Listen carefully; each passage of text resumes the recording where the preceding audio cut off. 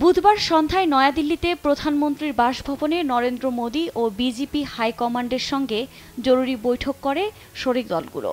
তাতে যোগ দিতে দিল্লি আসেন বিহার থেকে নীতিশ কুমার, চিরাগ পাসওয়ান, তেলেঙ্গু দেশম পার্টির প্রধান চন্দ্রবাবু নাইডু সহ ২১ জন নেতা। বৈঠকে নরেন্দ্র মোদীর নেতৃত্বেই ভরসা রাখার কথা জানান জোট সরকারে হঠাৎ সবচেয়ে গুরুত্বপূর্ণ হয়ে ওঠা নীতিশ কুমার, চন্দ্রবাবু নাইডু ছাড়াও অন্যান্যরা। পরে এনডিএর দলনেতা হিসেবে নির্বাচিত করা হয় মোদীর নাম।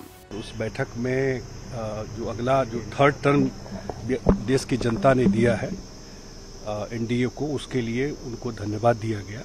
उनका जो एफर्ट रहा, उनके लीडरशिप में ये पूरा चुनाव लड़ा गया और जल्दी ही बैठक होगी जो हमारे जितने सांसद चुन के आए हैं, और उसके बाद हम लोग स्टेक क्लेम करेंगे और सरकार का फॉर्मेशन। একই দিন রাতে রাষ্ট্রপতির আমন্ত্রণে নৈশভোজে যান মোদী ও তার মন্ত্রী পরিষদের সদস্যরা।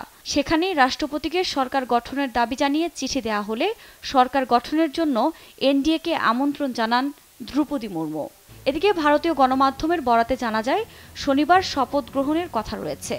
এর মধ্য দিয়ে জওহরলাল নেহরুর পর মোদী হতে যাচ্ছেন ভারতের টানা তৃতীয় দফার প্রধানমন্ত্রী।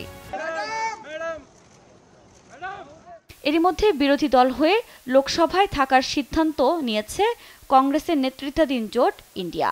বুধবার বিকেলে কংগ্রেস সভাপতি মল্লিকার্জুন খাগড়ের বাসভবনে বৈঠক শেষে এ সিদ্ধান্তে পৌঁছান তারা।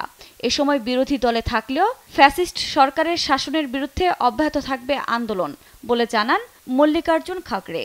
The India bloc will continue to fight against the fascist rule of the BJP led by Modi.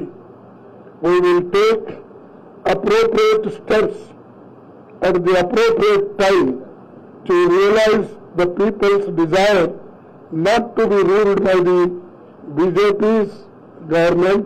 ভারতের লোকসভা নির্বাচনে বিজেপি নেতৃত্বাধীন এনডিএ ৫৪৩টি আসনের মধ্যে জিতেছে ২৯৩টি। তবে বিজেপি এককভাবে সরকার গঠনের জন্য পর্যাপ্ত আসন না জেতায় জোট সরকারের দিকে হাঁটছে দলটি।